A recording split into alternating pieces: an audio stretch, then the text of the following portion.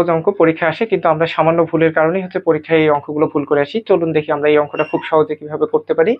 2450 সাথে কত গুণ করলে সংখ্যাটি পূর্ণবর্গ হবে? তো আমরা কিভাবে এটাকে করতে পারি, জাস্ট 2450 কে আমরা কি করব, ভাগ করব। তো আমরা যদি এটাকে 2 দ্বারা নেই তাহলে হচ্ছে 12, আর এখানে হচ্ছে কত, 25। এখানে দেখা যাচ্ছে যে শেষে আমাদের কত আছে, শেষে আছে 5। তাহলে আমরা এই সংখ্যাটাকে হচ্ছে কি করতে পারি, এবার 5 দিয়ে ভাগ করতে পারি। তাহলে 5 দিয়ে ভাগ করলে 5 দুগুণ 10, এখানে 2 থাকে, 4 5 20, তাহলে হচ্ছে 25 থাকে, এখানে হচ্ছে 5 5 25। আবার যদি এটাকে দেখে দেয় শেষে হচ্ছে 5 আছে, তাহলে এটাকে আবার আমরা 5 দিয়ে ভাগ করি। তাহলে 5 দিয়ে ভাগ করলে হচ্ছে 4 5 20,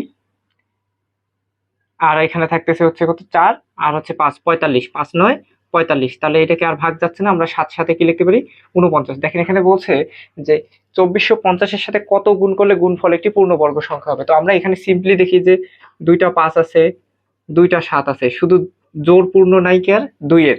তার মানে আর একটা যদি আমরা এক্সট্রা একটা 2 গুণ করি তাহলে সংখ্যাটি হচ্ছে কি হবে, পূর্ণবর্গ হবে। তাহলে সঠিক উত্তর হচ্ছে কত, 2।